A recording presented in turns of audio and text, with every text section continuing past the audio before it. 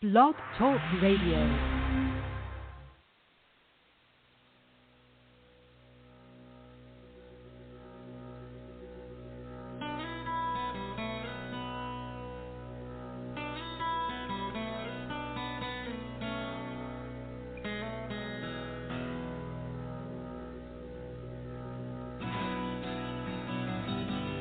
Welcome to Take Two Radio. We are pleased to bring you interviews with people in the entertainment and music industry, discussions and recaps of the 4 remaining daytime soaps. That's The Bold and the Beautiful, The Young and the Restless, General Hospital, and Days of Our Lives, as well as various other shows. For upcoming and previous shows, check take2radio.com. That's with the number 2. And you can find us on Blog Talk Radio, iHeartRadio, iTunes, and other streaming apps. Follow us on social media at Take2 Radio, and thanks for listening. And good evening, everyone. Welcome to Take2 Radio. I'm Pam, your host. And guys, was that a kind of like a slow start to that intro or something, like it didn't start when it's supposed to, or is it just on my end?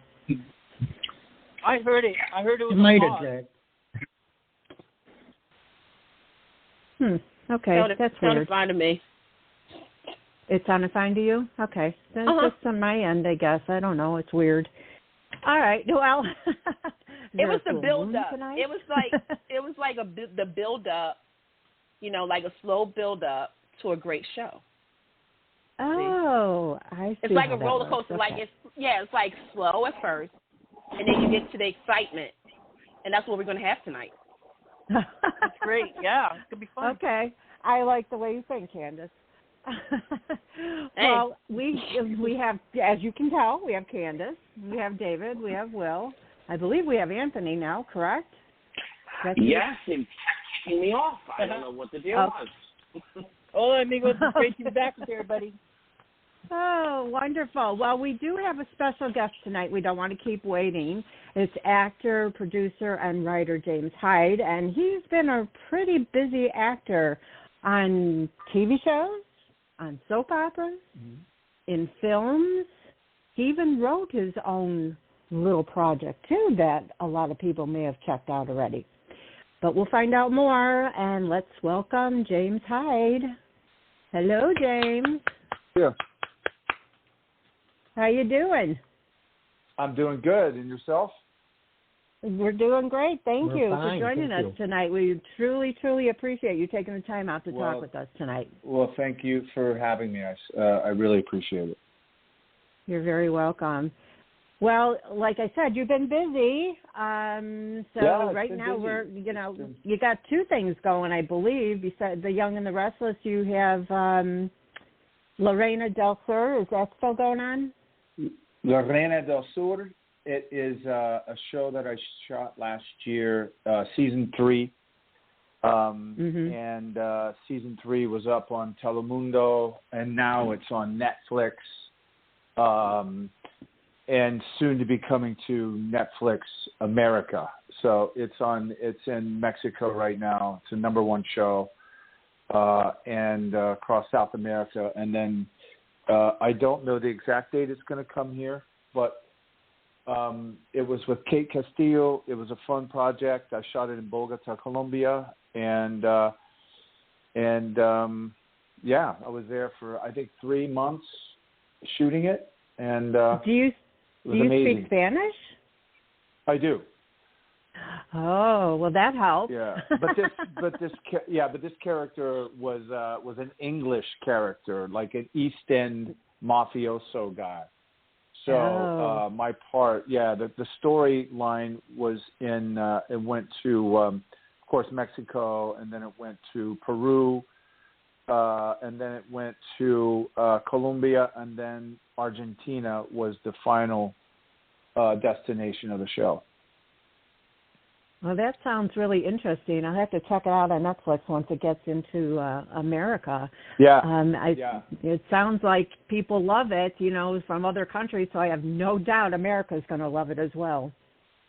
Yeah, it was, I think this is the 3rd season, and they shoot a lot of episodes. So yeah, I don't know exactly when it's going to be here, but anyway, it aired on Telemundo here in the United States, of course. But then once the show ended, then it went to Netflix. Yeah, I have very, very, very few words of Spanish that I can speak or understand, and most of them are the naughty words, of course. Yep. That's the one everybody learns those. So this role for Y&R, it's funny because when I was shooting another show in Mexico called Monarca. Now those 2 seasons are up on Netflix. You can watch it.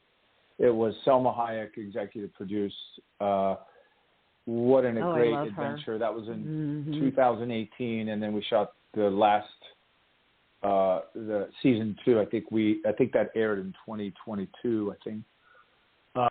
But that was an amazing experience. But Y&R, we've always tried to connect. And I remember the story when I was in Mexico, and I was in between. I was on a break, and I had to run to go put myself on tape for Y&R. And I went to this dingy, neighborhood, and it was one of those where the gate, you have to open up the gate, walk down the street, and I was saying, either I'm going to get killed, or this is going to be a great audition. And so thank God I went you didn't in get killed. Exactly. And so I went in and put myself on tape for that, and it turned out to be an amazing audition place. But I didn't get that. But I always remember Greg, the casting director, was saying, Greg Salmon, that hey, we want to bring you in for something, other than just being maybe a 1 or 2 show situation. So I went in and I screen tested for Tucker. Trevor St. John got the role. Yeah. And then right after that, I got an email 2 days later saying, he did a really good job on the audition. We want to write a character. So sometimes you take all of those things with a grain of salt, meaning so many times you walk out and it's like, oh my God, you did such a great job. We're going to remember you, whatever. And, sometimes it never happens. And sometimes it's like, I don't know why they say that, but anyway, this one came true. So they wrote me another email and said, hey, we got this character, Jeremy Stark, and we're gonna, it's a brand new character. We guarantee you 1, which we knew was going to be more. We're going to guarantee you 1, and then, God, I think I'm in, I don't know how many I've shot now, 40 maybe, I don't know. Oh, wow. But it's been, so you got to remember that my last time on daytime television was in 2009, was when Passions ended. We were on NBC, and then we went to DirecTV for a minute, and then it ended. I hadn't been on a soap stage since then. So this was my first time going back in. And it was almost like I said, if I ever went back to daytime, I'll do 1 show. I read for what's her name, casting director of Days one time, a long time ago. She's amazing, but I said I want to do Young and the Restless when I come back, and it happened. So listen, if you come back to daytime television and you want to do the best, then that's pretty much Young and the Restless. And I've been blessed. The character took off, and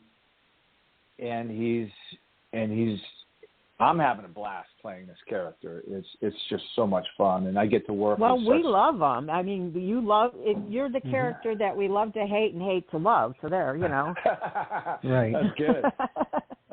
But I get to work with iconic people like Peter Bergman, Susan Walters, Michelle Stratford, Eric Braeden. I had a scene with the other day, and so it's been absolutely incredible. And Peter Bergman's been doing this since the 70s, And the first day I got there, I got a text from him saying, "Hey, do you want to run live?" And I was like, "Wow, this is, and not only just a gentleman, but a great actor and just a great person to have in your corner." Susan, of course, is who I work closely with as well, and Michelle Stratford. Her and I are just we're having a blast. So, I don't know exactly when my run is going to end because I'm recurring, but we'll cross that bridge when we get there. Well, like I know I wrote on one of your posts that I definitely think that Phyllis and Jeremy are going to end up hooking up because it's that love-hate thing there too. Like there's a thin line between hate and love or love and hate. And you can just tell, and there's chemistry there. And, Phyllis is single, and here's Jeremy, the bad boy that she usually likes to go after too. So, I'm feeling it. Yeah, well, you're you're not far off, but it gets very interesting on how this all comes about. So every time I get a new script, I'm like, oh wow, okay, this is great. I've been truly blessed by getting out there and having this opportunity, and we got some really, really good stuff that's coming up. I think because I left for a moment, and this week I'm back. I don't know whether it's tomorrow or Wednesday. I'm not quite sure what day, but I'm back coming up this week. So, and then it really starts to get crazy. So I'm looking forward to everybody getting to see it. Yeah. Good. Well, before I let my co-host go ahead and ask you their questions, I have one other question. It was what I was talking about. You wrote and produced a feature-length film documentary about Gianni Versace. Are you able to talk about that yet? Yeah. Well, here's where it's at the moment is I was approached by doing a piece for Gianni Versace, and it was, a piece just to pay tribute to a genius who I was lucky enough to have a 3-year contract with Gianni Versace. And when I used to do music, I performed at all of the Versace parties. I can remember Cindy Crawford and Richard Gere and Stephanie Seymour and just everybody, the who's who in the crowd, and they were really generous with me and just amazing. So we're still in the phases of we're still trying to cut it. We've added more people to be interviewed and things. So we're still working on that. So we're hopefully going to have a final cut done by late this year. Awesome. Well, we can't wait to see that. I mean, I loved watching. And I was just down real quick. I just want to add this. We went down. So Johnny, my wife and I lived down in Miami from like 1990 to 95, South Beach. And so when Michelle Pommier was my modeling agency, and Gianni Versace bought the building next door, and that's what eventually turned into the beautiful place that he has down in Miami. Now, when we left, I hadn't been back there, and my wife and my son, we just went back for a holiday back there, and we went, and as soon as we walked in, it was a strange feeling, man. It was a because he was shot and he passed on the stairs right there. So when we walked in, we had this. It was an amazing feeling, but also it was like, wow, this is really heavy, for us because we hadn't been back. Yeah, it was bittersweet. And but anyway, we went into the mansion there, and we had lunch by the pool, and brought back a lot of memories, and it was good to share with my son Moses. It was a great holiday, but it was, like you said, it was one of those bittersweet moments. But it still looks amazing. I believe it's considered a landmark, so you can't change it to, you can't like destroy it and rebuild it. I believe it's going to be a landmark. So does anybody hear a noise? Yes, I do. Very loud noise. What the heck is that?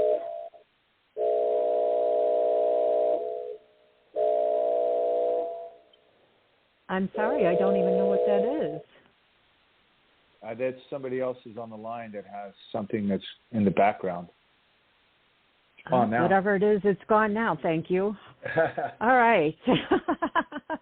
All right. Well, I'm done with my questions for now. So next up, I have Candace. Say hello. Hey, Candace. Hey, how you doing? I'm good. Okay. So I have 2 questions for you, and I like to call them real deep thinking questions. So you're going to have to think really hard about this, okay? This is like, put on your thinking cap and think about it. So my first question is, tomorrow is, of course, Valentine's Day. I have to remind people, because you guys have till midnight or 11:59 to get your last-minute Valentine's Day cards. There you go, folks. You go, girl. My question to you is, what is the most romantic thing you have ever done for your wife? Ooh. Wow. Well, probably when we were in South Beach and I was getting ready to go to Europe for 3 months. I think I was going to go to Milan. I was going to go to Greece. And then my wife was going to join me in Greece. I came back. So this is how Sue Ling and I got married. I came back. I told her, let's get on our bikes. We went down to the courthouse and we got married. And then we rode our bikes with balloons on our bikes, and that's how we kind of celebrated us getting married. And it was kind of, it was really kind of a surprise. I'd already been with her for 3 years, but that was a surprise. I wanted to do it before I went to Europe. And, and then we just hung out that day. And then down at the Fontainebleau where we stayed on our last trip, Versace threw us a party, a wedding celebration in the Frank Sinatra suite. So I think that was probably one of the most. I thought it was romantic. I mean, she wasn't expecting it. And you know how they say, people who get married spend thousands of dollars on weddings and then they get divorced. Sue Ling and I had the most simple wedding that you could ever imagine. I've been with her now for 34 years. Congratulations. Bless. Thank you. Yeah, my husband and my anniversary is 34 this March too. Oh, so we got married same year. Thank you. My wedding anniversary is on the 20th of February, so 34. It'll be it'll be 31 years married and 34 together. God bless. Wow. That's romantic. So that's the standard. People listen to James's story. That is relationship gold. The second question that I have for you is, what is the best advice ever given to you that you can pass on to us and the listeners at home? Wow.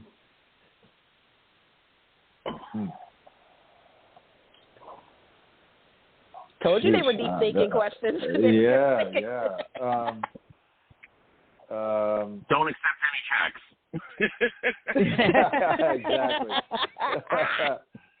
I mean, I think I'm sick. I just turned 60 years old, so I think that over the years, you know, again, I may have to get back to you on this, and because I would like to really kind of think this through a little bit.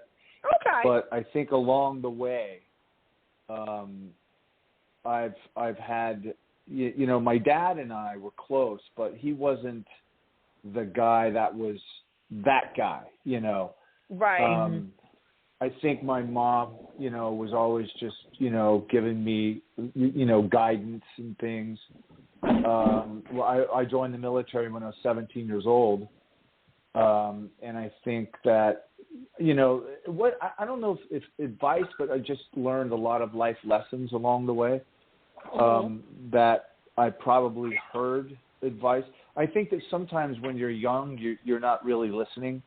And then when you start to get into your years, you really you're able to listen more and you know, and hopefully go down the right path that's yours. We all make mistakes, and I'm still, you know, we're still going to make mistakes. That's just, you know, it's just human nature. But you know, and yeah, so I'd have to probably get back to you on that. I mean, I can't. I would like to be more. You know, I'll come back on and I'll have that answer for you. Okay. I'm holding you to it. I am holding you to it. You got it. All right. Alrighty. Thank you. Thank you, Candace. Thank you, Candace. Good question. Next up, we have Will. Will, go ahead. Yes. Hola, James. This is my name's Willie, and I go by Party Will on social media, and it's an honor to interview you tonight. I just want to throw a few key points. Yo hablo español and English too, and I relate to you because I was on Telemundo as well in college. I was on Mi Corazón. Cool. Yeah, nice. Yeah, and I'm loving you as Jeremy Stark on Young and the Restless, and a major Passions fan. Okay, so I've got my two questions for you. First one is, what has been the most fun in playing Jeremy Stark? Well, I think the most fun I've had, the most fun for me is to play a mysterious character what comes into town and nobody really knows what his true motive is.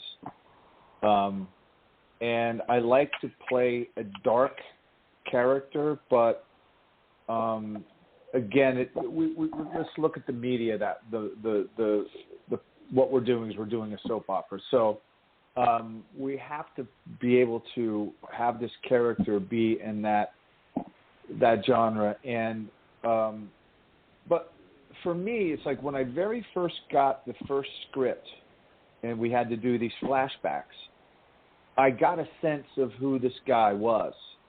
And as the scripts started to come in, it really, if I watched when I was watching the show, because you know I always watch and see how the performance is going and how it's playing out, and love to hear from social media how everybody's liking the character, and everybody loved it.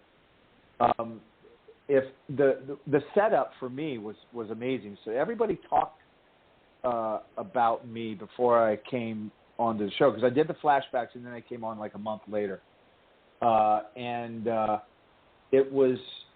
it's just been amazing. So I love playing. Listen, I played the moral compass on Passions for 9 years. Now it's for me to come and be on daytime television where I'm playing a completely different character is amazing. And I probably, when they offered me the character, I because I didn't know what he was going to be doing when he came into Genoa City, and I'm so glad they wrote him this way. I really am. And I've, like I said, I've been working with Michelle Stratford and Peter and Susan. It's one of those. I have a dream job right now, so I'm so happy. Awesome. And you get paid that. for it. Yeah. Yeah, really exactly. Cool. And I got to admit, you are the firework that we needed in Genoa City, because your character is shaking things up, and we really needed that. Okay, my second question. Where do you go when you unwind from reading your lines? You know, the one thing that everybody, I'm sure, because you guys are doing a soap opera, and you know, I've heard you probably had actors on before. Of course, everyone says, you know, look, daytime television it's an amazing job, you know, but it's hard work. It's hard work. I mean, for me, I had to get, you know, back in the saddle again, and it took me a moment to remember, like, whoa, remember you have 25 pages, 30 pages, or whatever, and you have to get into it, and it's hard. It really is some hard work sometimes, because when you're shooting scenes and you have 6 in a row, you shoot it, and they're like, okay, let's go to the next one, and then they go to the next one, boom, boom, boom, boom, boom. It's fast and furious, but you know, at the end of the day, you get such a pleasure. So with me, I like the golf, and so days that I have free, if I'm not spending it with my family, then I'll definitely hit the golf course and unwind and you know, get out in nature, and that's how I tend to unwind, and then, of course, having a couple glasses of wine with my wife at night, too. That helps. Yeah, so that definitely helps. I appreciate it. Oh, thank you so much. I appreciate the questions. Thank you. Thanks, Will. Next up, we have David. David. Say hello, David. Hi, James. Nice to talk to you this evening. I got a couple of questions of my own. Awesome.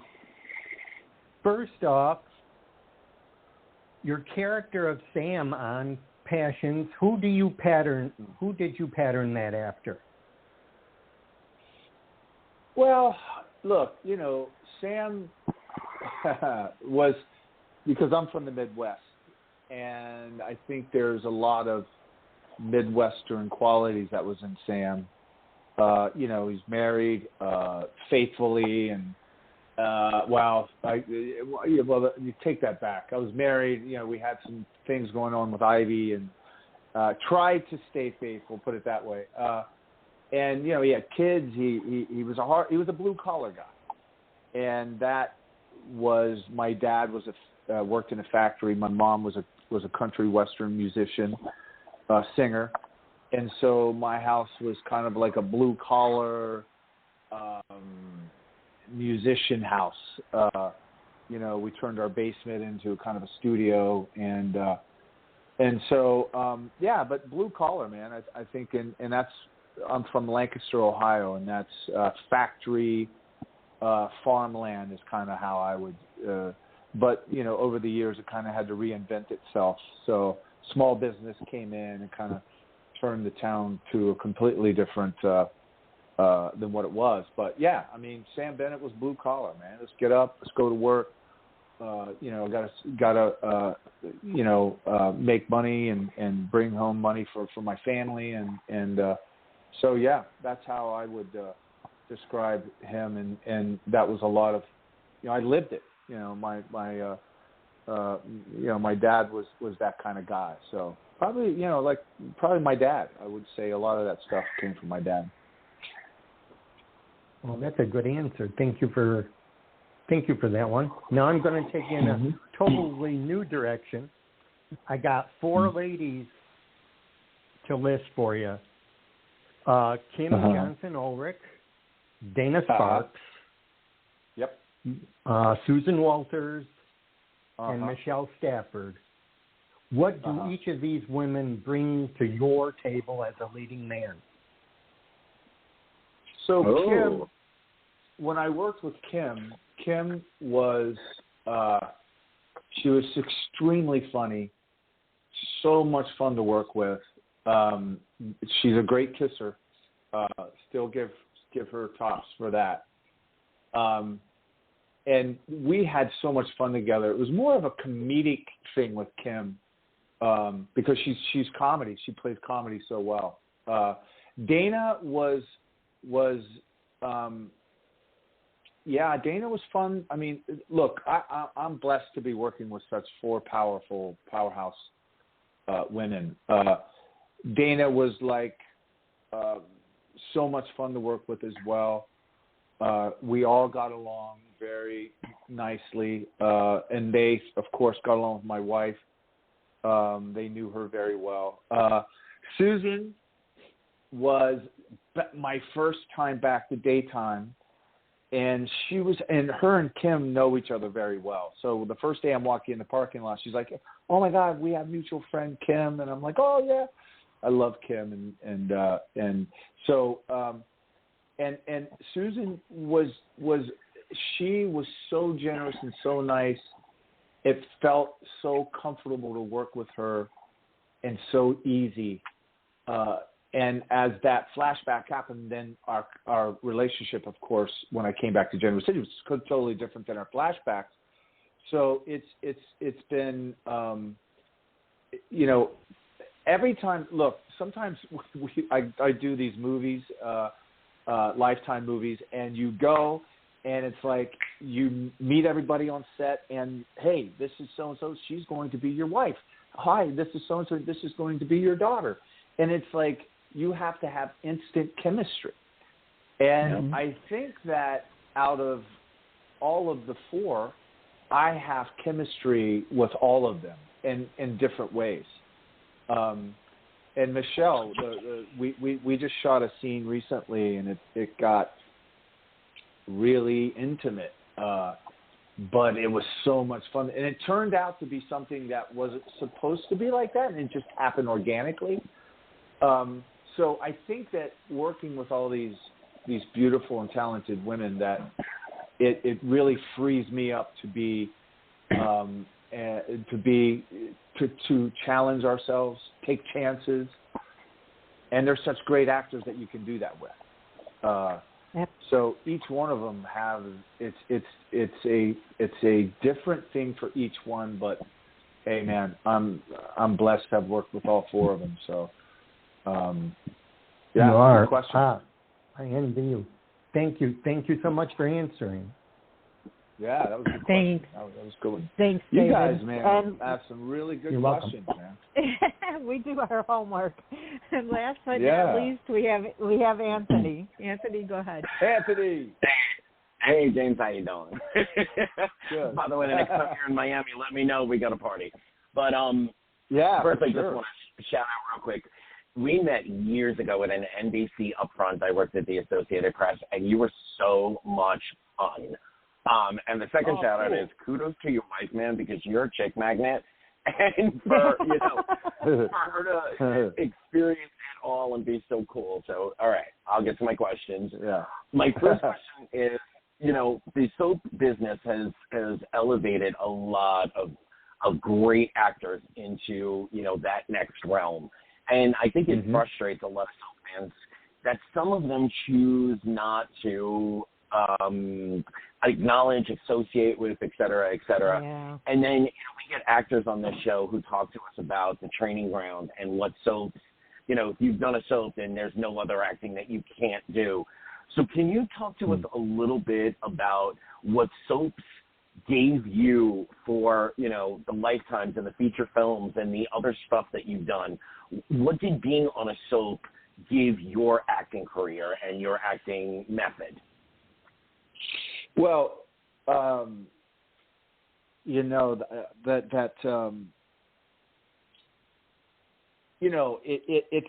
it's that, meaning I don't really understand why people wouldn't say, hey, I was on a soap for however long or whatever, because that's what it is. I mean, when you're doing a soap, depending on your age, now if you're in your 20s and 30s and 40s and 50s and, I'm 60, it's different. And I've been around. My first one was in, I shot Another World in New York. And I went to As the World Turns, short, brief, because I had read for Passions while I was recurring on As the World Turns, and then, ended up getting it. And then, I was like, oh, my God, I'm going to L.A. I was so happy. But it is true. Look, when you're doing a soap opera and you have the amount of dialogue that we have, people don't. I mean, if you've never been, like, and this is a true story. I know a few of my friends that were doing they were doing primetime shows and movies and stuff, and they stepped on a soap and they're like, I have so much respect for you. I can't do it. I cannot do that, what you're doing. And some people, it's good. It's good. Throw them in, see where you land, and because it's a whole different animal than anything else that you do. Like I'm doing. I just shot a movie recently, and I was doing 3.5 pages for the day. And I did maybe 6 or 7 pages one day, and it was like, wow, this is a lot. The difference is, you're getting 4 cameras, and they're cutting it as you go. They're editing it as you're doing it, and that's the only thing. Yeah, exactly. And look, it all depends on the day. If they're running behind. You sometimes, would like to get another crack at it, but usually you're getting one crack at it. And if you're doing a 5-page scene, you just want to stay in it, and deliver a good performance. But it's true. I mean, look, when you go out and do a soap, that gives you the confidence to go, well, hell, I mean, we're talking dialogue-wise. Now, it's different animal across the board. Now, when you start doing movies and be more character-y and you're shooting it different, meaning, you're shooting a wide, a mid, and then now you're doing your close-ups. So I've learned how to gauge those years ago. But, yeah, I mean, look, to go back, for me being back on the stage with Young and the Restless has made me realize how hard these actors work. And sometimes they don't get enough praise for the work they do. They don't. But, it's just the appreciation that I am now coming from not being on a soap since 2009, coming back. I'm like, wow. It's amazing what they do. And it really is. But, I always said that too, like getting back to my point about 20s, 30s, 40s. Now, when you're in your 20s, you do a soap and you want to, of course, you may want to go out and try to do other things. I strongly suggest that. 30s, the same thing. Now, when you start getting in your 40s, and now me at 60, you're like, you have a tendency to say, you know what, I like the steady job of the steady gig and the guaranteed paycheck. Yeah, exactly. And look, it's not the way it was back, in the 90s and the 2000s. Soaps. I mean, you got to remember that all of them started to. The one quick thing I'll say about Passions was when Passions first was this new show, and it was owned by NBC and Time Magazine, I think, or some publication came out and go, why would you want to do a soap opera now in 1999 when viewership is declining and whatever? And then, so I don't know if the idea was what they did, but you got to remember, Passions created a whole new audience because it was a much younger crowd. And I got an example. When we first doing the show, one of my bucket lists was I was in the Thanksgiving Day parade. We had a float, and so we stopped a float, and there was like thousands of cheerleaders from high school. I mean, thousands, right? And our float stopped, and the place just erupted. And that was very early on in the show, and everybody was like, "Wow, man, we've made a dent in the kids that were like 14, 15, 16, running home and watching the show." And I think we did that. Passions did a reintroduction of daytime television. and because I think that's what was hurting the declining viewership was people were just, like older generation that would watch soaps, and then it wasn't being handed down so much to the younger generation.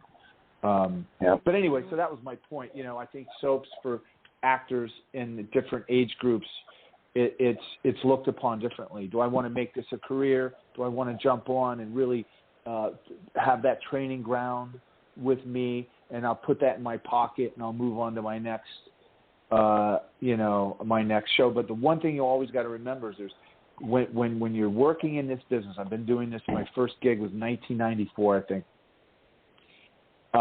You may hit a moment where you're just not booking. And I went through that. There's a few years I'm like, well, because after the show ended, I went to Puerto Rico for a year, came back, and that was right when the writer's strike was happening, the actors strike, writer's strike, actors, and it was just, and then streaming was happening.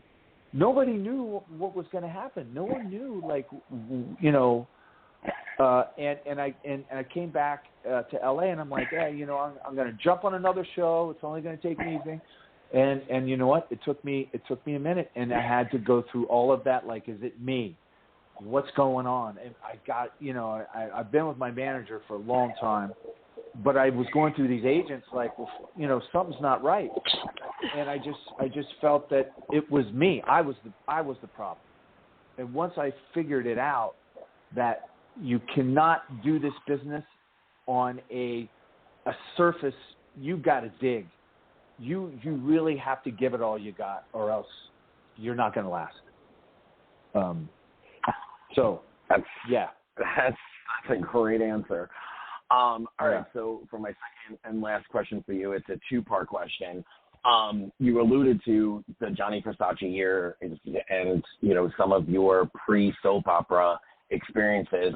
And I think our listeners would love to hear, you've hobnobbed with models, you've done feature films, you've done episodic television, you've done soaps, you walked the runway, you partied, man. Miami, Los Angeles, Studio 54, New York. So can you give us, maybe two amazing highlights from a little of that kind of time period? And the second part to that question is, I've heard tell that you've had a couple of famous roommates and maybe some friendships with folks like Kevin Costner and Richard Gere. Could you give us a little highlight into that too? So, when I I'll make this is so when I was a high school, 17 years old, I was hearing about all these kids going to college and I said, I need to make my move. I was going to play basketball at a junior college, which was in my town. I'm like, man, I don't know. I wanted to get out and start moving. So I joined the military, and I didn't know what I was going to do after that, and ended up staying. And I started. I met Peter Chadwick, which was the name of Chadwick's modeling agency in Australia. And so I take because you shoot modeling, everybody knows you shoot pictures. It's different than it was back then, but you shoot these 8x10s. They're in your book, and you have a book, and you go to see agents, and they, whatever. So I took my book in, and that's when models were still shooting the cover of GQ. There was like Bruce Hulse. There was like all of these super top models' books in there, and I'm like, these guys are never. I've only got 8 test shots in my book. So anyway, I'm walking out. I literally bump into Peter Chadwick, who would probably change my life. And we said hello, whatever. And I was bartending at this place in Hawaii called The Wave. And they called and they said, hey, they want you to come over to Australia, but they want you to leave like next week. And I'm like, hell yeah. So I think I was 21 or 22 and 21. And jumped on the plane, went to Australia, and I lived there for a year.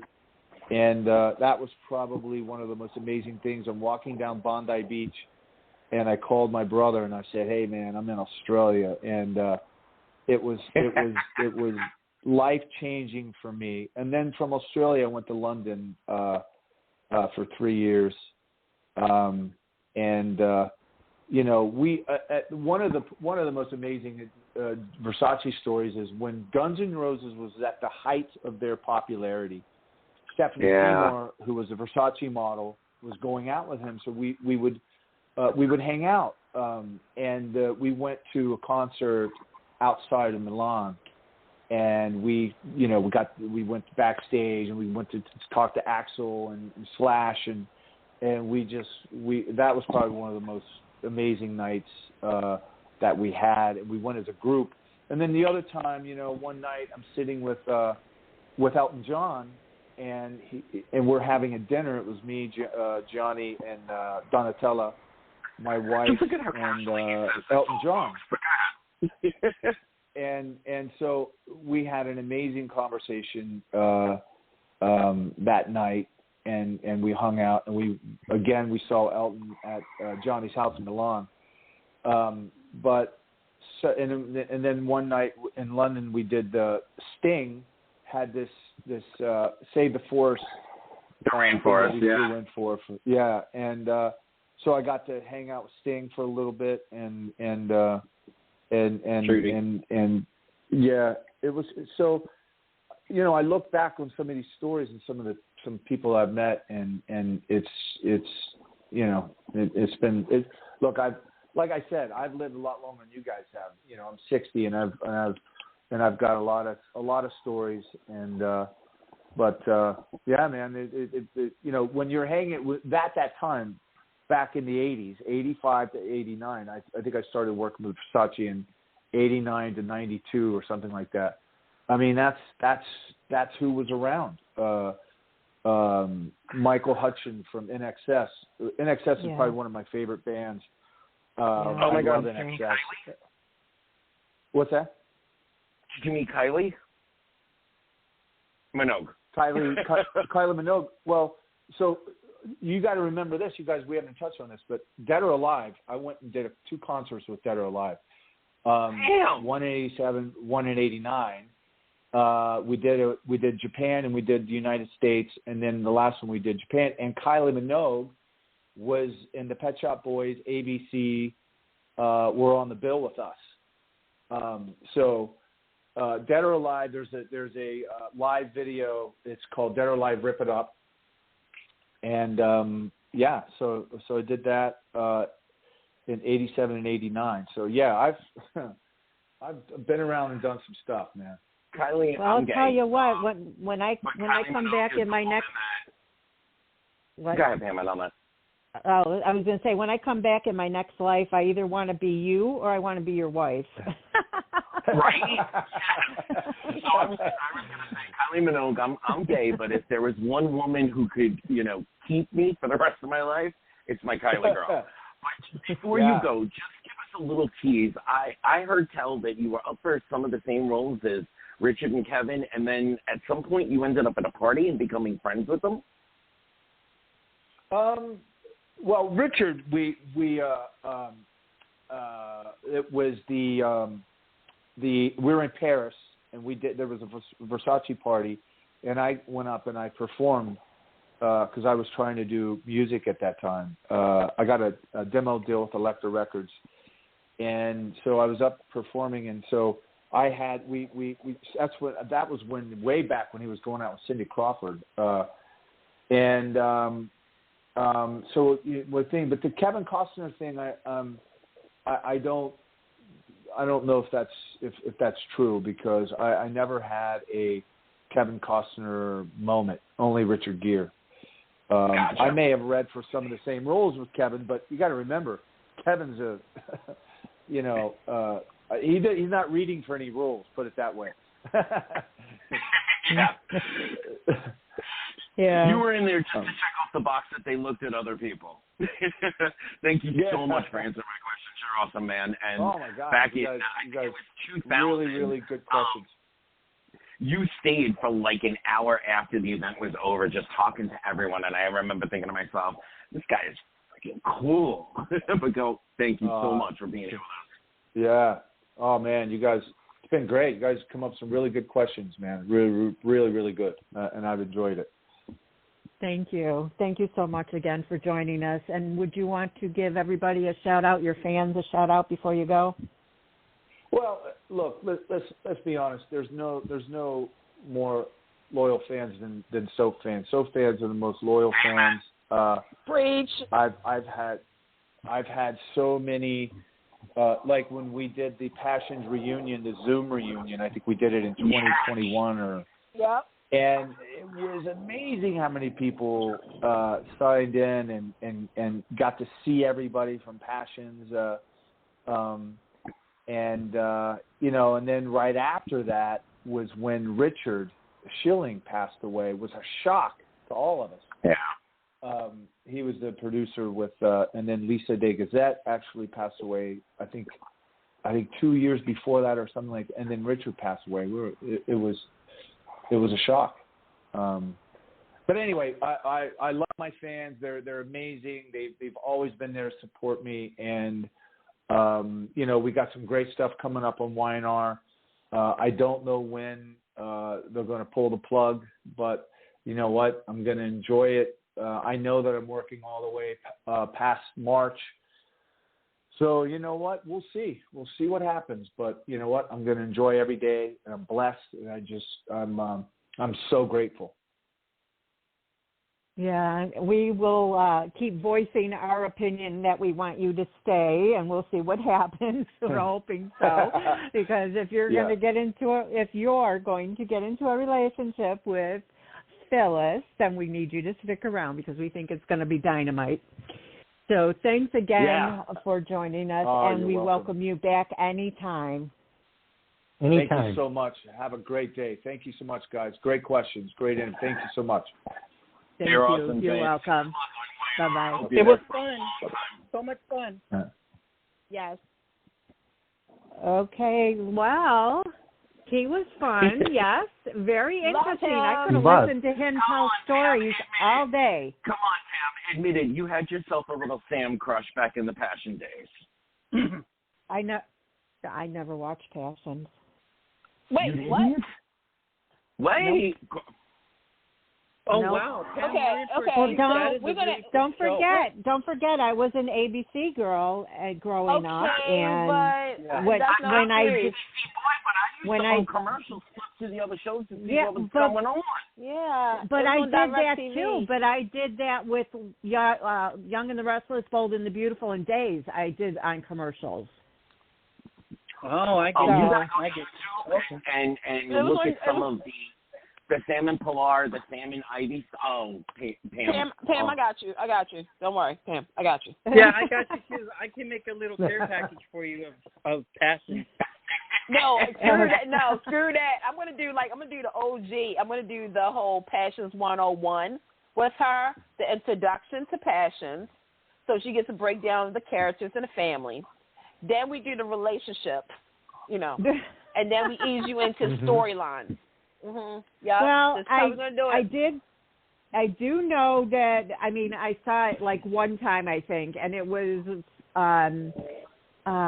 what's her name? She's a famous actress. I can't think of her name. She's an older woman. Julia Mills. Julie Mills, yes. And I saw her, and then they were talking about, I don't know, was it witches or I don't know. It was like something off the wall that I was like, okay, I don't know if I'm going to get into this. So wait a minute. So hold on, wait a minute. I'm going to help you out. Or a puppet or whatever. I don't know. No, it was Tammy the doll. It became a real life doll. So basically, okay. So I'm gonna help you out. Mannequin, only picture comics of the mannequin. Only Timmy actually had a personality and did a little magic. No, I'm gonna help you out, Pam. The easiest way possible. Passions was created based off the popularity of Marlena's Devil Possession from Days of Our Lives with James E. Riley. We're gonna start from there. Okay, you got that? Okay. So then you had a character, Teresa. Okay. Now, Teresa was just like everybody, dreams of a big life, sort of like Erica Kane, okay? and she had Lindsay a crush. Hartley, by the way, just so Lindsay we Hartley. perspective on this. Okay, yep. Teresa had a thing for the hottest guy in Harmony, Ethan, who was like the Prince Harry of Harmony. Okay, then she would do everything. Yeah, I mean, there's a couple of Ethans, but that guy, yeah, him. But shout out to Eric Monzo. Hey, Eric. But she really, really, really dreamt about him and really, really was doing anything and everything to get to Ethan. Some would say back then that was unacceptable because what we didn't know was, in reality, she was a stalker. She was obsessed, clearly. She could have went to jail for her obsession. I mean, she really did do everything. And then there's Gwen. She loved him. She loved him. I understand that, but when you're in that state of mind, you see how I did that? I just promoted that too. Like Pam, you remember back in the day when you had a crush on like a rock star or a big celebrity like David Cassidy or somebody like that? I don't know. And you was just like cut the picture out, post it like right on your wall. You even probably put it on your teddy bear. I don't know. I'm just saying. That was Teresa. So that's stage one right there. We'll teach you more about passions as the month goes on. Okay. How did she not watch Passions? Like, seriously, how did she not watch Passions? Like, I don't get it. So, yeah, well. Oh, was that online? Was that off? Oh, I thought it was off the. I'm going to piggyback on that for a second because I watched the very first episode because, of course, After Sunset Beach, and I love, how I love me some Sunset Beach. Well, you remember that took over another world. That took over another world. Yeah. But I asked myself, if NBC is trying this again, I'm going to try it again with them too. And honestly, it didn't catch me that first episode. Then all of a sudden I started hearing stuff about there's a little doll that's walking around talking, and they go back in time to talk about witches. I said, wait. Up on a soap opera, and it's not on Telemundo? It's not a telenovela? I gotta tune back in. And I did. And I got to be honest, I was hooked. My hours, I would do ABC as my primary, but the minute it went to commercial, but I've always said this, if it was really good on the other show for that day, I would hit my VCR in the living room and then run into the other room and watch it on the other TV because it was that good and I had to see it. Yeah. I'm literally like singing the theme song. Like, I'm over here really that is you, Candace. Yeah, that was me. I was like, did y'all hear me?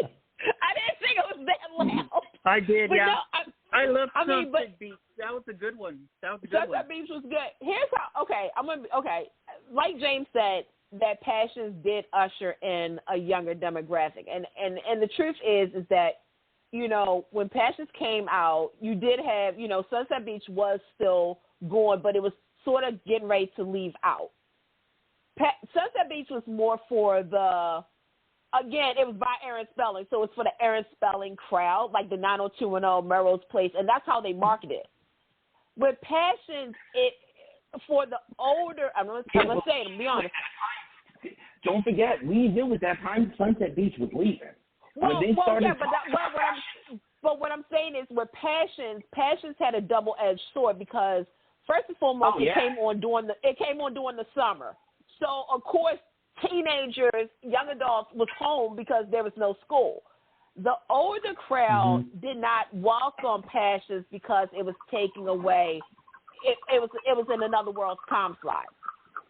So it was sort of, the older crowd was feeling that Passions was, that they was like, okay, y'all don't want the loyal fans. But Passions, because, again, James E. Riley, this was his baby, because of something that happened on Days that was the number one. Let me say this for people in the back. When the O.J. Simpson, when all that stuff was happening, Days was the most watched. Bring ratings in because of the Devil Possession storyline. So the supernatural effects of a soap was key for Passions. And with Passions, you did have, here's the thing. You had, I can't think of her name right now, but you had Marie McCormick. Everybody knows Marie. Masha. Like, she was playing. Yeah. Right? Then you had, I love Liza, but, again, Liza is the daughter of the Queen. Susan Lucci. Yeah, Susan Lucci. Yeah. So, they were marketing all of this and at a time where they were trying to, because, again, you have Port Charles. Now, keep in mind, Port Charles was not doing the arc yet. Thank you. Okay. Wait. Stop right there, because I've been waiting for you to finish so I could bring this up, because the one thing that bothers me about what we give to Passions in perpetuity is not entirely true. Passions and Port Charles were competing against each other for that viewership. They made each other better. If you really go back and look at it. Well, I'm gonna go back even farther, and I'm just gonna say it. I'm gonna do it. Port Charles fans, y'all know I love y'all, and ABC was trying to save money, but I'm gonna keep it 100 because of the popularity of Passion. Is half of the reason why Port Charles decided to do some story arcs like vampires and stuff. We was going into that era. Because if you really go there, 99, like 98, 99, we had the Buffys. We was getting the supernatural effects on soaps. So I do want to get, and I'm going to say this, Passion does not get the cred that they truly deserve. So, and again, I'm going to do it right now because we had James Hyde. Passions was the first soap, one of the first soaps to go all three: network, sci-fi, direct 101. Okay? Number 2, they were the first soap to have an after show because Eric Montoff was hosting that show. 2, they had a bestseller on the New York Times with Hidden They were the first okay? Yep. And I'm going to say it loud and proud on this. They had the first black lesbian on their soap.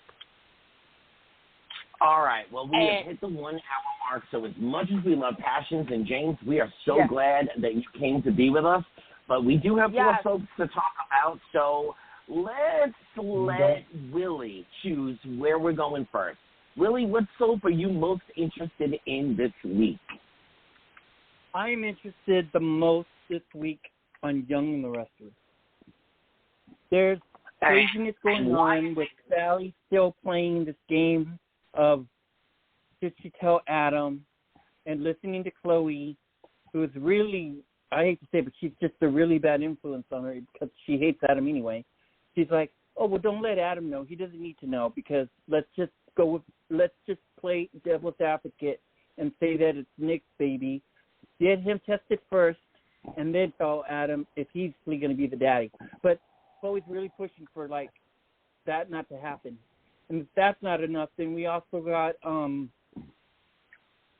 that crazy murder that just doesn't end, I swear. I'm looking forward to when they finally do that court trial because I'm tired of hearing about the IPO that nobody cares about. I mean, if you think about it, wouldn't it be funny this whole town of Genoa City? Nobody really pays attention to anymore IPO.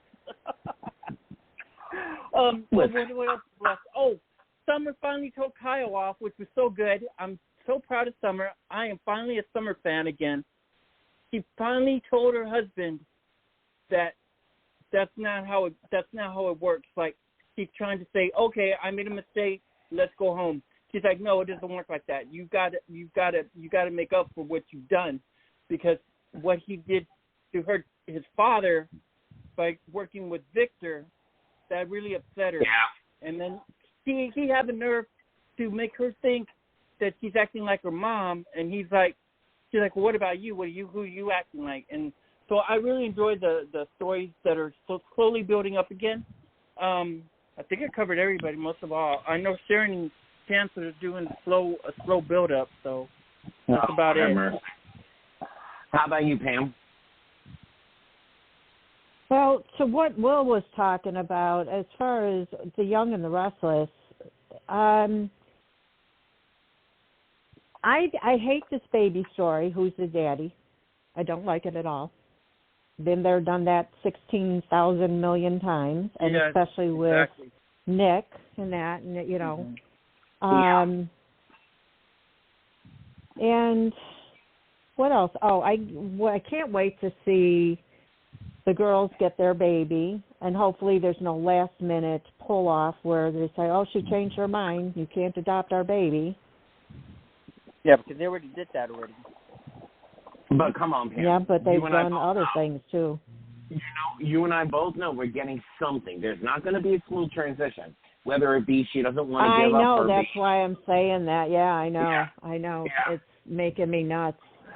But also, you know, don't forget, both of those women have a little bit of checkered past. So, you know, somebody could step in and try to throw a monkey wrench in that direction, too. And if that's the case, I'm kind of in for it because that's a storyline we've only seen once or twice on soaps.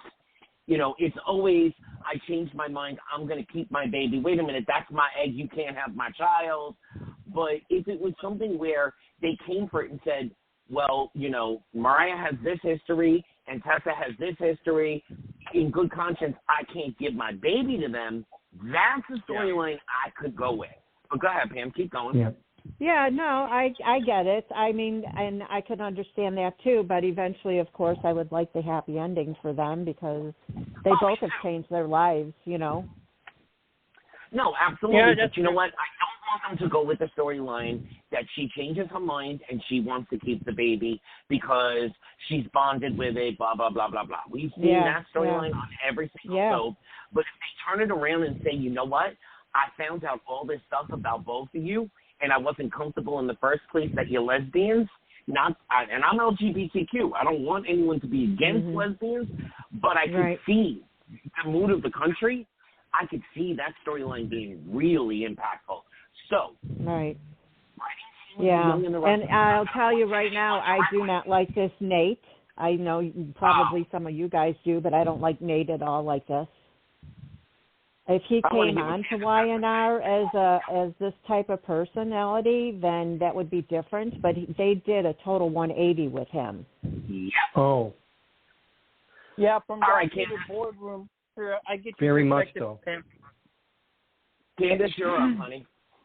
Okay, so I actually like Nate, and I'm going to tell you something. I don't think they did a 180. I think what they did was they just made him more self-aware and cocky, which I was so hoping for because I was waiting ever since he hurt his hand, you know, with Devon. Like, he's had it out for Devon. Keep in mind, that's what kind of started it. The fact that, quote-unquote, Devon is the golden one. It's sort of the opposite of Malcolm and Neil, which I like in a way. Yeah, that's true. I like the fact that he feels that he's more empowered. Like, you know how somebody is full of themselves without them even knowing. Like, that is Nate. And I got to give Sean Dominic his props because I've seen a growth in him as far as the acting and the character.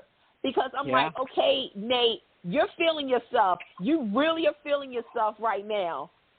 But like everybody said, you don't know 1% about this business. Like, the only factor is that Victoria is teaching you what to do and how to do it and whatnot. And again, oh, my God. It's like I'm enjoying – here's the thing. Okay, I know some people are not feeling all of this. Hold on.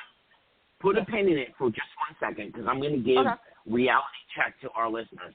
Here's the deal. When it comes to guys like that, most guys – especially guys like that, when somebody's giving them a little bit of mentorship, when they're giving them the props, guys eat that up and they take that personality on because ultimately speaking, they're trying to give back to the person that's mentoring them up in that direction. So for all of those people out there on social media who's like, you know, Nate, all of a sudden they're writing him this way. No, it's not all of a sudden they're writing him this way. They are skillfully crafting the fact that he's coming into who he is and he's being pushed by an aggressively powerful woman who probably thinks, damn, she's sexy. So I got to bring it on because, A, she believes in me, and B, I want to get those pants or skirt or dress or whatever off as soon as I possibly can. Go ahead, Candace. Well, okay, I'm going to half agree with Anthony and half not. And the reason I'm going to say this is because I have to bring Elena into this. My whole thing is I had to bring my girl in because the thing is that, again, when you feel yourself, when you start feeling yourself and you feeling cocky and whatnot, you start to turn on other people. The fact that it was 2 times now, how many times? Uno and dos. That he kind of neglected Elena to be with Victoria because, again, like you said, when you start feeling yourself and you got people that's like pumping you up, you feel as though you're better than the other people. Right? You're feeling like you're better than the people that that you hang out with, and that's what he was doing. Okay, and then. It does come to, like, real-life reality, though, because Elena keeps wanting to pull him back to, quote-unquote, natural reality. Right. Yeah. But then we got to figure out, but wait a minute, but there's somebody else in the mix. But wait a minute, there's somebody else in the mix here. We got Victoria up here, right? Ooh. Okay. We got Elena over here. There's this little girl. Well, I shouldn't call her little girl, but she's a sassy. She knows how to play the game. What's the girl's name? What's the girl's name? Audra. Audra. Okay. Now, let me clarify this. I saw chemistry when I saw the scenes with her and Nate. And I was like, oh, this is how it's going to go down. Because, again, when you're feeling yourself and somebody says, hey, daddy, hey, poppy, all that stuff, and that's what this girl was kind of doing. She's giving him the look up.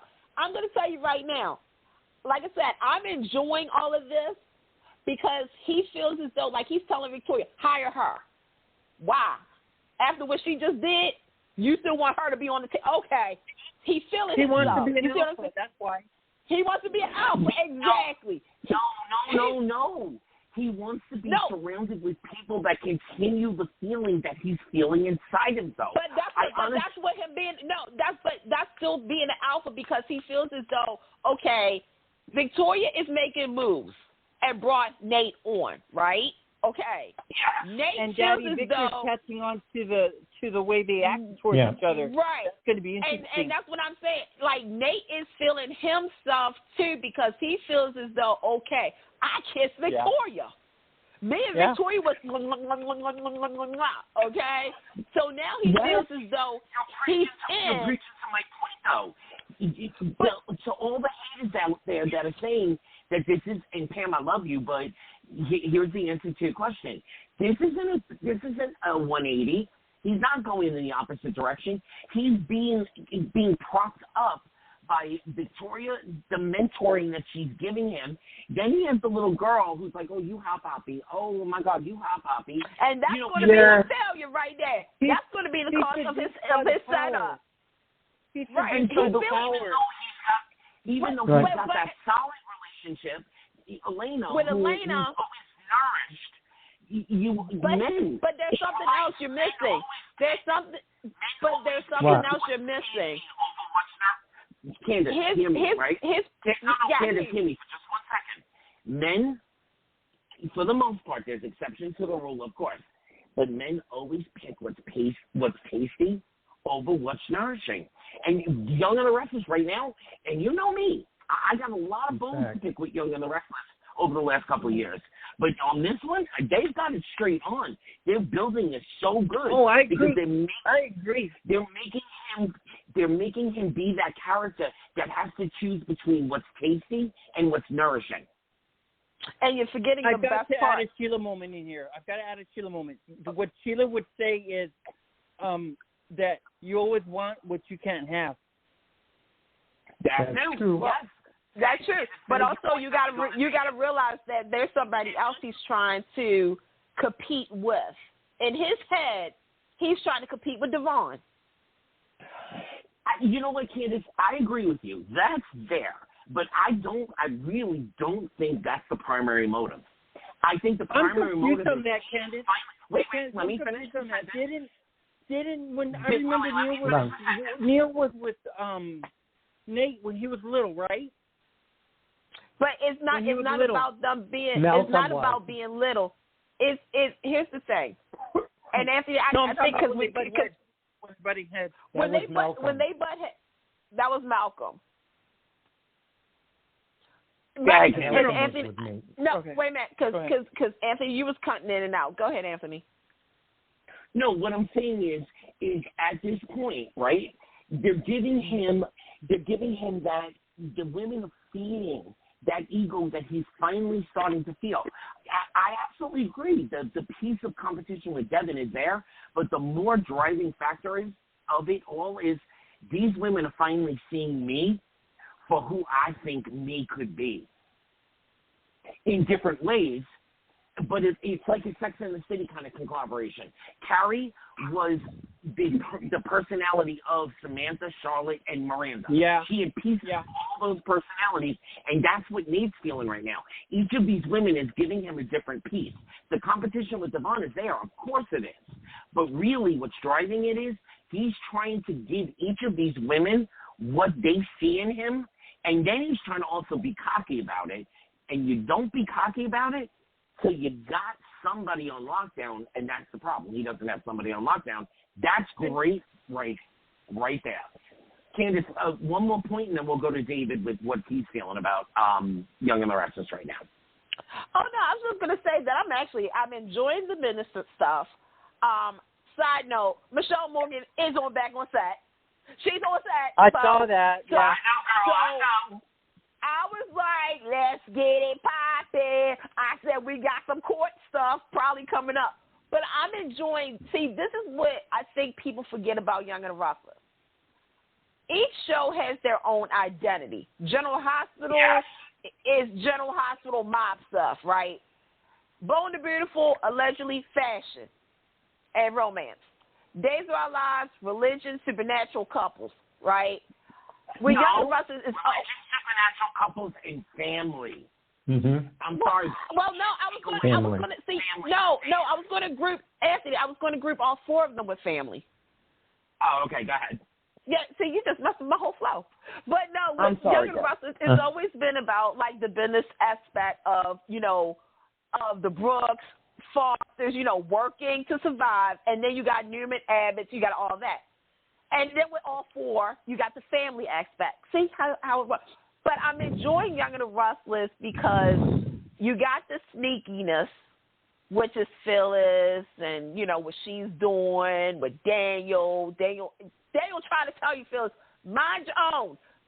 Stay in your life. Oh, girl. my God. All Thank you God had to for do. Daniel. Thank God for Daniel. He put his mama in her place. Right.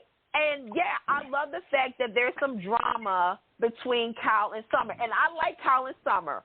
But I do, but they need the drama. They need some adult stuff to tackle, yes. Right, because here's the thing. But, see, this is also what I enjoy. This is what I'm enjoying. They're falling for the curse of being a Newman and an Abbott, okay? And the thing is that you would think these two, especially Summer, right? And Summer told Kyle, do not get mixed up with my grandfather because it's going to cause you harm. Take it from me. At the same time, though, Kyle is also dealing not only with that, right, but also with his mama and his daddy. Okay. Yeah. Kyle, you get a high five because you said, and I'm quoting, do you trust I don't want y'all back together. Like, in the sense of, he's looking out for Jack, as well as Ashley, as well as some of us on the phone, right? Because Jack is also, just like Nate, setting himself up for failure. Diane, even though she hasn't done anything, her homegirl got something up her sleeve because she's acting too cocky. Candace, that's where the point is. Kyle and is the voice of reason. Because Kyle is saying in his head, okay, she just can't be. The history is what it is. Some shoe is going to drop at this point, and nobody wants to hear what he's trying to say. I mean, to the point like Jack is, again, all right, take a look at Jack. Jack has been hurt too many times. Not only by the loved ones, like his relationships, but his family. He's been alone. So the fact that Diane, who, by the way, Jack, just so you know, lied to you when she came back, when she tripped out your granddaughter Allie into thinking that this was Taylor from Los Angeles. Okay. But I get it. Time heals all wounds. And you're seeing the softer side of Diane Jenkins. That's fine. That's great. Comuna Dente. All right. But at the same time, Jack, you need to watch yourself, because when you get burned, and even though, yes, Phyllis, Ashley, and Nikki, Ashley's already felt the burn. Phyllis is feeling the burn. Nikki has not felt the burn. But, Jack, you're risking yourself, your family, and, yes, because of your little heist that you thought was so cute, this could also destroy your boat as well. So you know what? Oh, yeah. Jack, I'm happy that you're in love. I am so glad to see you smiling. But, baby, your brain better be working because you need to watch all sides. Okay? All now. Right, Candace, we got to go to David. But before we go to David, because I have to wait in, I'm just going to say this. Okay, Jack, I love you. I so much love you. But you have to start listening to your son, you have to start listening to your sister, and you have to start listening to the folks in your life who have been there through it all. But don't forget, because they all trying to tell you, Jack. They all trying to tell you. No, Willie, love you, but you had your opportunity. David, it's your turn, and then we've got to go on to L.A. and Bold and the Beautiful. David, Young and the Restless, what's hitting you, what's not hitting you right now? What's eating me is probably Jack's naivete toward the whole situation. I think he's acting out of loneliness. He hasn't had anyone for the longest time, so he's holding on to his family, but he wants to keep his family together, and he doesn't like all the pressure from Ashley, from Nikki, from Phyllis, and from anyone else. He wants to take his time. He wants to enjoy Diane, but he doesn't know. Everyone doesn't trust Diane in this aspect, or any aspect, rather. With good reason, though, David. With good reason. Yes, with good reason. With good reason. But that doesn't seem to matter to him. From my end, I was hoping Diane would be on the up and up, but I don't see it that way. I don't think it's going to go that way. All right. And is there anything that is flat for you that you wish they'd wrap it up and be done?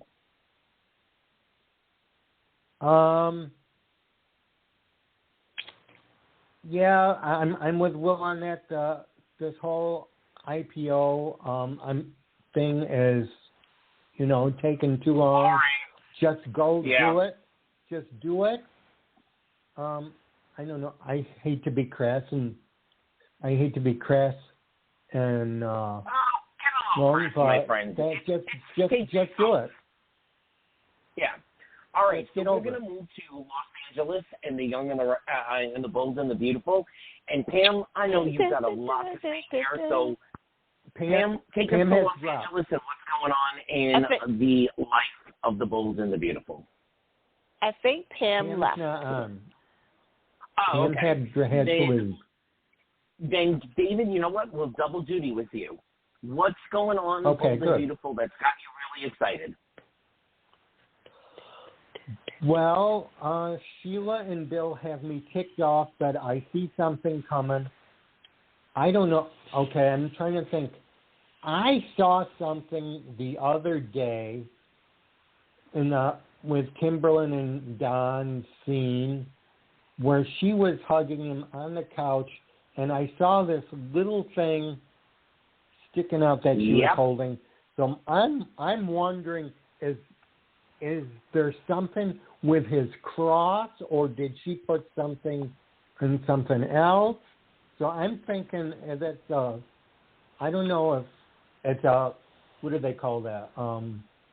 something to entice you. What do they call that? I can't think of. Aphrodisiac, yeah. I'm wondering if that's driving him. All right, before we go to someone else, let me ask you this. Is the Brooke-Taylor friendship giving you all that you hoped for? Right now, right now, I'd like to see more. I'd like to see more of that. I mean, there's just so much you can do about hugging and shaking hands and all that. But I want to see action from this. I mean, what can come of it? Is there going to be a man between them? Is there going... All right. I do want to see more. All right. Last question before we go to Willie. Douglas's proclamation and the aftermath. Go. Oh, my God. Oh, for my me? God, that had me in David? tears. No, me. Me first. Go ahead, David. That had me in tears. What a smart little boy. I took it as that he didn't want to hurt either Thomas or Hope and hurt anyone's feelings, and I got recognition from that because he came out and said it. But, oh, my God, that's going to put everyone on more of an edge, and I did not see it coming, I swear. That surprised me, right? And I actually cheered him on for that because I think Thomas wanted it to go his way. That's why he did that. And then, so Thomas thought it would go his way if he let Douglas do that, but Thomas got screwed. So as we go to Willie, I'm going to weigh my opinion on this piece of The Bold and the Beautiful. Pay attention, Emmy, nominating committee, et cetera, et cetera. That little boy, Henry, recognized with at least a nomination. Henry. That little boy has been bringing it. Willie, same 3 questions to you. Go. Yeah, I'm disgusted with Hope because, especially today's episode, she just was manipulating Douglas by telling him, well, we have a home and your little sister sees you as your big brother. He has a home, yes. But the point is, he just made it clear. He doesn't want to hurt either one of his parents, but he wants to be safe right now, and he wants to stay with his Aunt Steffi. And if she really thought about his concern, she would have shown more respect towards his I'm going to stop you right there, Wait, I'm going to stop you right there, Willie, because when you're that deep in the throes of things, you don't look at it from that point the of view. You are so focused on what needs to happen to make the best life, the best available chances for this kid, and I think Bold has done an incredible job of showing where everyone thinks that they have the best interest of of Douglas at heart. Well, maybe not for Thomas, but everybody else. That everybody else has the best interest of Douglas at heart, and the poor little boy just wants to make everybody happy. All right, continue, Willie, and then we're going to go to Candace. No, that's true. I do agree with that. Yeah, that is the good portion of that. But I just agreed with Steffi today when she was telling Hope that he was just trying to make a choice without having to hurt his parents, and that's why he felt that he needed to say, I want to stay with Aunt Steffi because he wants to, feel safer for right now. And that, you got to feel sorry and feel for him. And Candace, when it's your turn, correct me if you think I'm wrong, but I don't think it was Hope being manipulative. I think it was Hope grasping at any last straw that she possibly had because she truly believes that her and Liam are the best influences, the best people to help Douglas, grow into the Douglas he's supposed to be. Go on, Willie, on the other 2 points of the questions. Oh, sorry. What were the other two questions you were breaking apart? So we were talking about Bill and Sheila and that whole mess, and the Taylor and Brooke friendship. I like their chemistry. They're cool. And I do like it with Deacon, so I go back and forth on their chemistry. And on Brooke and Taylor, I like their friendship, but I definitely could see something coming because when they were throwing it out that Brooke's pushing for her to move in, that's usually the show's hint that something's going to come up with them in the next, story arc. Yeah. So here's what I weighed in before, and I'm going to weigh in on Brooke and Taylor. I'm over it already.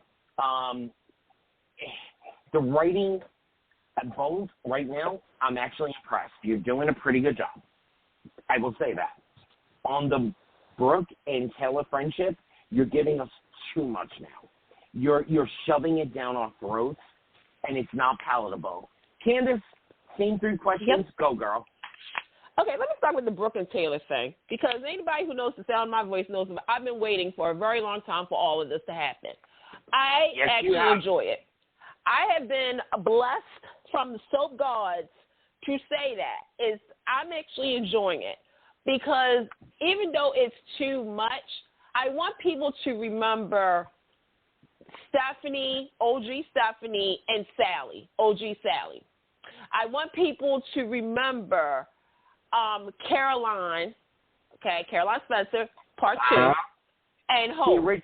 I want people to also remember Sheila and Brooke. I want people to also remember Stephanie and Brooke. The reason I say all of this is because this was a friendship that was long overdue. And the fact that we've said it so many times, there was a factor that kind of kept these two women apart. Now, if you watch OG Bold and Beautiful, which is on the YouTube channel, you can tell that Brooke and Taylor was kind of cool for a minute. But because of Ridge, that's where it started to play the beat. Okay. I love the fact that they're both... And this, there, though, because of Ridge and the fact that Ridge had 2 biological children versus... Right. Well, what do you think to that, Anthony? Yes. And they also acknowledge that. They have families. They all been intertwined for over 30 years. Brooke, let me say for the people in the back, Brooke helped raise Taylor's children while Taylor was gone.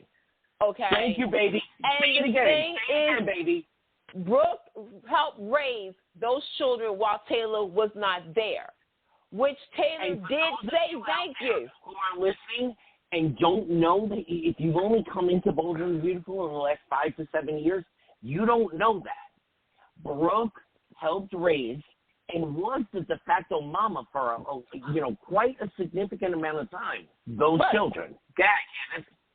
And the thing is that Taylor said thank you. Now the thing is too is that yes, Brooke and Taylor has been frenemies for years because there was times that they did agree on things. They agreed on Sheila, which is the common factor right now. They agreed that their children. Everybody I know, right? But the thing is, they also agree on the welfare of their children.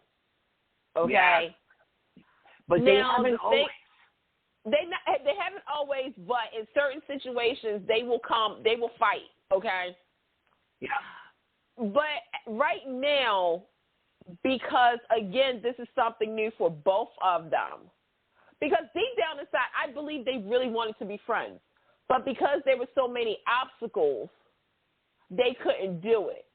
I'm fine with them moving in together because, like you said, something's going to have to pop up. Right now, I'm going to be honest. Right now, I'm just liking the fact that for over 30 years, I've been waiting for this payoff of them being friends. Now, down the line, there is going to be another obstacle. And when we come to that, that's going to be really interesting considering what we know now, okay? So for me, I'm fine with it. I'm fine not, like, hearing them talk, like, the fact that, Brooke is looking out for Taylor, and Taylor is like, well, I don't know, like, this is all new to, I don't know. Taylor is me. Like, I don't know what I'm supposed to be feeling. I don't know what I'm supposed to be acting like. But the one thing I do know is I like this. Because here's another thing, people. There's not a lot of female friendships on daytime.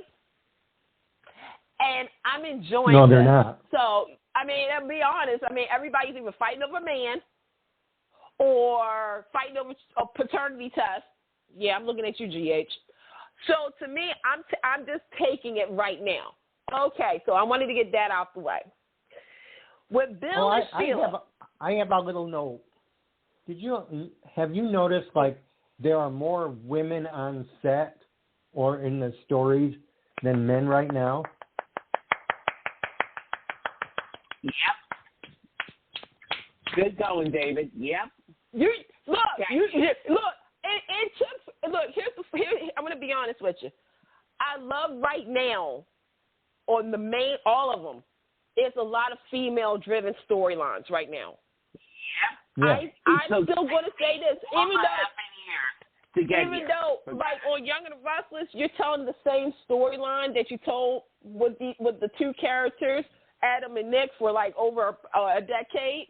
I'm not feeling that. But what I will say is, Courtney Hope, girl, real quick. I know. This ties in because she was on Bold and the Beautiful. I am proud of you. Okay, I'm just going to say that. Now back to Bold and the Beautiful. With Sheila and Bill, two characters I never thought in a million years I would be like so interested in the way I am right now. I do think something is going on. I don't know if she's drugging him, but she has something on Bill. Because and here's the thing, Bill is that alpha. That if somebody tries to hurt him or tries to hurt his family, he will go toe to toe. So I'm thinking, and I've said it loud and proud, I think she got something on him, and he has to work with her, or else something's going to be exposed, or he's going to get hurt, or somebody around him is going to get hurt. I don't know what it is, but I'm so intrigued. I am so intrigued because I'm like, Bill. The way Bill was talking to Katie, this is how I knew something was up, because Bill, like, Katie knows how to get to Bill.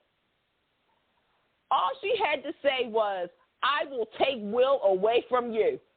Take another look at that clip. You can tell Bill was trying, like, I don't know if it's Don Diamont and Heather Tom with the eye stuff, but it was like he was trying to say something. The same thing with Brooke. The same thing, like when he stood and Sheila was talking, when Liam and Wyatt was there, and Bill just stood there. It was like, yo, he is trapped. Like, he has to, like, something has to be said. I don't know what it is. Then you got Deacon. Deacon is clearly infatuated with Sheila. I don't know what it is, but Sheila got all the boys in her yard, okay? I'm so interested in this, and I know a lot of people is like Sheila fatigue and all that stuff. I'm going to tell you something. Sheila is one of the OGs left, okay? So to me, I'm just like, I don't know what's happening, but I'm still watching. I'm going to watch because I feel as though something is going to happen. I don't know anything, but I'm going to say this. They're going to be doing their 9,000th episode pretty soon. March is in a couple of weeks. Y'all know Bold and Beautiful's anniversary. I said Bold and Beautiful's anniversary is in March. You also know March Madness is coming up too. So all I know is whatever's about to happen, I'm here for it. I don't know what it is, but I'm here for it. Douglas, my baby. Go ahead. My sweet, angelic little baby, who has been manipulated all around. For those who are saying stuff about Hope, because of what she said today, I want y'all to go back maybe a year ago, because Thomas said the same thing.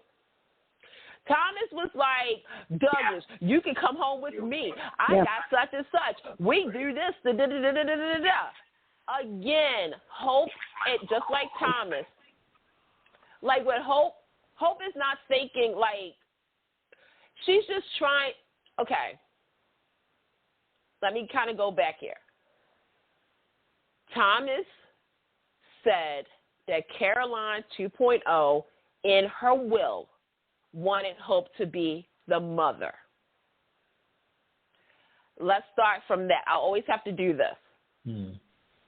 Thomas used Douglas. Does he love Douglas? Yes. But at the same time, he uses Douglas as a way to get to Hope. Douglas is a child who has seen too much and has heard too much. And yes, he loves baby Beth. He does. He loves Hope. He loves Liam. He loves his father, Thomas. But at the end of the day, the child also realizes, I can't make somebody sad. So I'm going to do the smartest thing and go to somebody who has the equal amount of love for me and also will understand I can't pick between the person who helped create me and the person who's helped raise me. And that's Aunt Steffi. And I love the fact that happened because that's the mutual person. Yeah. With Douglas, again, this child is more adult than any of the adults on Bold and the Beautiful. And that says a lot. And I agree. Henry Joseph, hey, baby, if your mommy allows it, submit yourself, honey, okay? And oh, my God. I tell you what, Aunt Candace will give you a sticker, okay? And I do have some news. The 2023 Daytime Emmys, which is later on this year, their submission for last year, because remember, it starts from last year, the calendar year of 2022. The age limit for the younger performer has gone down. It is now 18 and under. It's now 18 and under. From 21 and under? They changed it. Yeah. They took a vote. It's now 18 and under. So, just to give you a head start, and then we can move on. I'm sorry for doing this, but the kids that are qualified, okay, would be Henry Joseph, the kids from Young and the Restless, Connor and Johnny, Chad and Abby's son, Thomas, and even Charlotte, Violet, and Leo on General Hospital. That means, for those who are listening, the judge... Not Wiley? Wiley, yes, Wiley. I had to think about Wiley's age. But they will be in that category if their parents choose to submit them. There you go. Nice. Take two breaking news.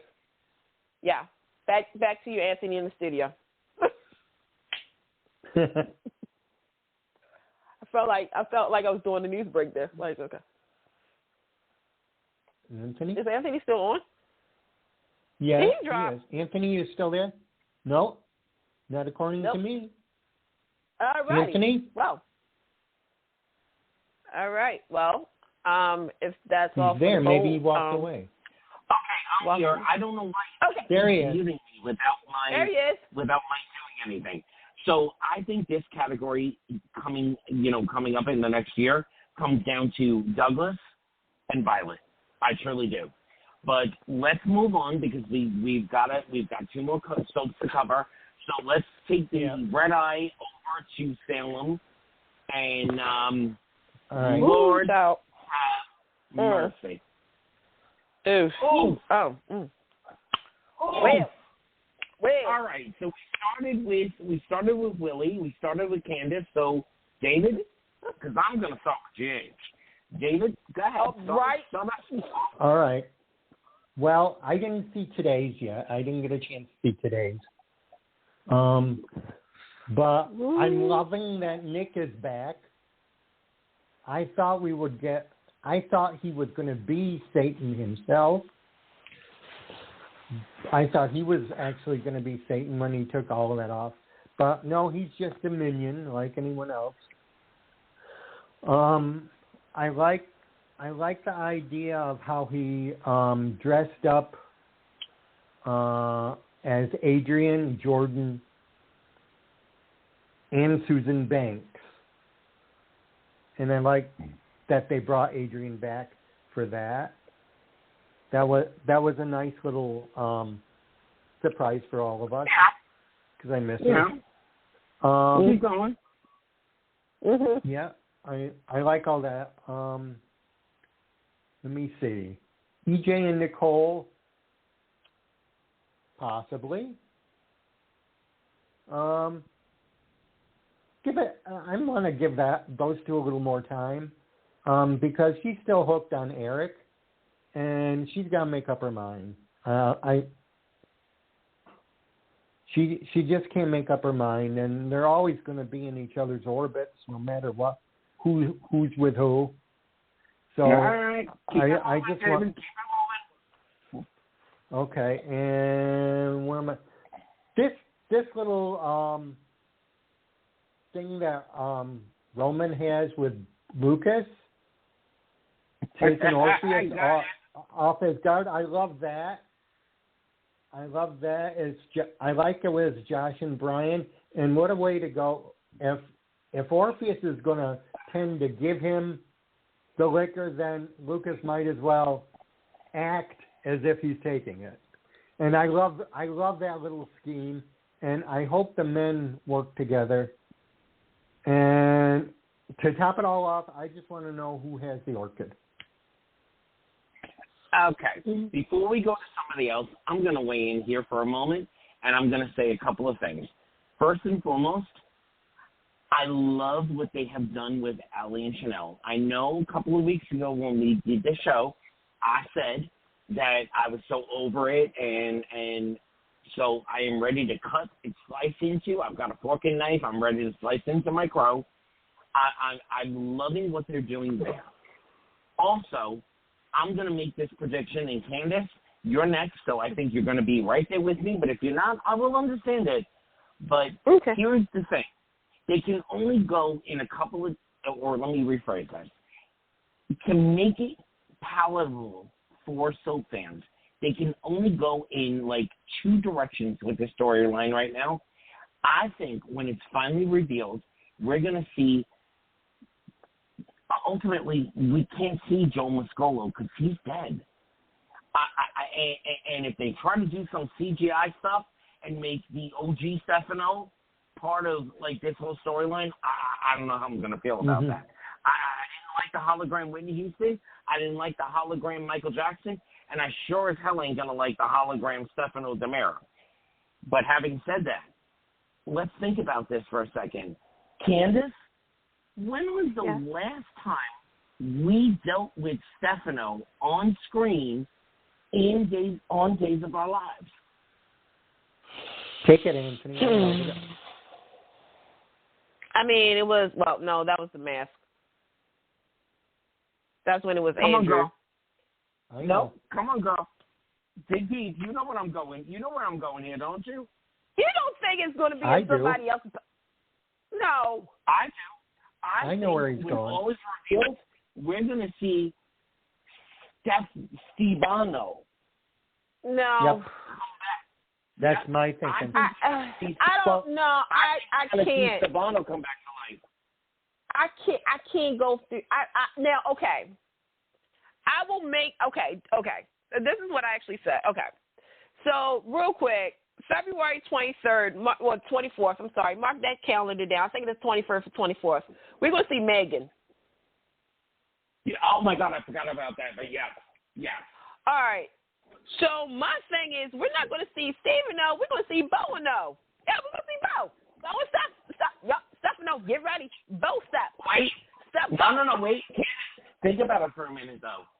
What about Stefano, Steve, versus Bo? Think about that, girl. That's the story they're telling right now. Oh. They have bit off gold. Well, okay. Stefano versus his best friend, Bo Brady, who's been through it all. Think about it. Reverse it. But wouldn't it be better if they thought it was Bo, but it was really Stefano? Remember, Bo's portal is kind of empty. Yep. So it would make more sense. With you on that side of the it would make because everybody would believe that it's Bo, but it's really not Bo. I mean, it's Bo, but it's not Bo. Yeah. Because Bo knows. Too. Yeah. See, so I was there with you. Okay. Right. What else is titillating you, and what's driving you just a little bit crazy in Salem right now? Okay, I would like to thank the writers, Darrell Anthony, Jamie Giddens, Ron Carvati, Ryan Quart, and them for the use of history in the last couple of episodes. Let me give you a round of applause. Yep. Right there with you, girl. So let me first give credit to where credit is due with Salem's Angels, a.k.a. Between Heaven and Hell. I see what you did there, Ron. Okay. I want to give a shout-out to them remembering when Marlena was – first and foremost, let me backtrack. Hold on. Drake Hogeston better submit himself. He's never submitted for the Daytime Emmys, but he needs to submit for the Daytime Emmys. So get to your point real quick. Okay. I love the history. I love the fact that Marlena wanted to see DJ in heaven. That got me. Because we have not heard her talk about DJ in a very long time. That's her firstborn who died of SIDS, okay? 2, I love the fact that, yes, Allie is leaving, but I'm enjoying the drama. And nowadays you have Allie acting like her mama. Yeah. EJ, thank you. Dave, y'all need to figure something out because Dan has been on this show for a long time. And yes, he has had scenes with Belle and Nicole. We need to strap him down to somebody ASAP. Okay. Let me see. What else is happening here? Leo went, y'all, see, this is what I'm talking about, the history. Jack stole that newspaper from Leo's mama. Therefore, Jack, you have no choice in this matter. You can be mad all you want at Gwen. But at the same time, Jack, you chose Xander too, and you knew what kind of person Xander was. I'm sorry. Okay? Let me see. What else? I'm trying to think what else is going on in the show. Oh, shout out to Ron, thank you, because you did something else. You said on Twitter that you regret letting Jordan go. I was so happy and surprised to see Chriselle Strauss back as Jordan. And I love the fact that Jordan read Kate and said, you brought back Clyde to Salem and made her confront her attacker, her abuser, her rapist, and all that stuff. That is what I'm talking about. Days of Our Lives, you earned my respect for use of history. Hats off to you, baby. Let's go. Okay, I got nothing left to say because that little be over in Maryland, that teacher, she just took everything I wanted to say. Girl, yes, and yes. Okay, we got a couple of minutes left. Poor Charles, Willie, go. Oh, poor Charles, we're in General Hospital already. I like Dex and Jocelyn. They're getting exciting and teaming together. And I'd like to see more romance with John C. and Sam. I mean, I know they try to build it as best as they can, but when I get to doing adventures, it'd be nice if they add more romance to that story. That's coming this week with the whole proposal. Go on. Let's see. I love that Nina's trying to reach out to Willow, but I'm tired of Willow's nonsense behavior. And Sasha, don't you be judging Jordan because you're the same way when you hit town and you were giving Jordan attitude the first time that you hit town. So this to me is karma. Mm-hmm. Okay, I'm passing the ball over to the next person. I'm going to say a couple of things, and we're going to throw it over to Candace. I have to say this. First and foremost, Nicholas is not dead. People, relax. He's not dead. Oh, we know he's not dead. Don't worry about it. Never thought so. Don't worry about it. Okay, having said that, okay, I love every single thing that Allie Mills has brought to Heather up to this point. And Robin Honey, girl, listen to me. I love you, Robin Mattinson. I love you. You were Janet from another planet. You are the Heather. I love you, and you gave your blessing to Allie Mills, so I'm going to ride along with that. Girl, amen to Allie Mills, who has brought, okay? Now, having said all that, almost everything else, and this is myself, y'all all know this, General Hospital, there's no one left to live left. There's no one of my children. Ryan Hope has been gone for a long time. There's nothing left from ABC but General Hospital. Y'all myself. But you got to get your stuff together. We are so far down this rabbit hole of about 7 storylines that all could be wrapped up in one big umbrella storyline. And having said that, Candace, I know you got stuff to say. Go ahead, girl. GH, how did you F up this paternity about Willow? Like, seriously, nobody faced any consequences. I'm sorry. Carly got rewarded by sleeping with Drew, and everybody's like, oh, Carly, you did the right thing. No, the heck she didn't.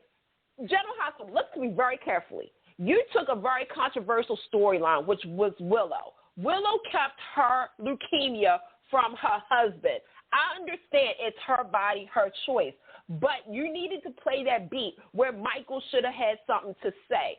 Okay. Now, at the same time. From me. Yes, no, Candace, that's very important. You took this away from me, and we're supposed to be. You took this away from me, right. Yeah. Okay, so then you have the build-up of the 7th paternity that Carly has held from somebody, and you drop the ball. GH, as of today, you have one more storyline that came from all of this. You better not drop the ball on this because this is very important. Now, another thing, Mar freaking West. Mar freaking West. Yes. This, for those who are going to understand what I'm about to say, it's nothing against her for last year, but this year is her Emmy reel. Do you hear me? Okay? Yes. Girl, yes. Okay, another thing. Spencer and Trina, listen, I'm going to tell y'all something. I'm going to say it right now on Take Two Radio. Spree the Nation is here. Deal with it. Chasing Brooklyn, what a waste. Portia, girl. What a waste. Yeah. All girl, Portia, girl, you about to get yours. I'm hoping this is a lie. I'm hoping, but they're playing too many beats, but I'm going to be watching. And also, GH, happy 60th, baby. I know you're going to do right. And tomorrow I'll be looking at that cast photo. David, we've got 2 minutes left. And this has been your show from the inception. So 2 minutes left, General Hospital. Spill, baby, spill, baby, spill. Okay. Joss and Dex, like mother, like brother. Amen. And I'm so down for it. I want to see I spell it S-L-U-T. S-L-U-T. She has some nerve. She just got. And then I go. Chasing Brooklyn. I still have hope. I know others don't, but I'm hoping. Well, don't stop believing this. Okay. With Victor, I'm waiting for it, and April better pay off. Okay, so I'm going to say this real quick, and Willie, if you've got anything, you can right after me. The fans have been waiting for a Felicia Ryan showdown for 30-some-odd years. If you do not give us the Felicia Ryan showdown, we're going to be very, very, very upset, General Hospital. Yes, we know how Ryan feels about Ava, but we need that Ryan-Felicia showdown. She done killed Peter August. She done knocked him out. She took him out. Now we need to see Felicia versus Ryan. Candace, you got the last of the night. The The last say is first and foremost thanks to James Hyde for coming on. Everybody listen to our previous episodes on Take Two Radio, Blog Talk Radio. Also, GH, serial killer. You got a serial killer on the loose. Y'all forget? Y'all got a hook storyline. I don't know what's going to happen. Tune in next time on Take Two Radio. Maybe we'll find out the answer. Everybody, happy Valentine's Day. No. Yep. Girl, See you in 2 weeks. Because Forever and a Day had its premiere. So Forever and a Day had its premiere. Forever and a Day, girl. Everybody just check out Forever and a Day on all platforms, including Amazon. And that is it. Get connected with Take Two Radio on Facebook or Twitter at Take Two Radio. For email updates on future shows, follow at Blog Talk Radio. For previous episodes, upcoming guests, and more, visit TakeTwoRadio.com.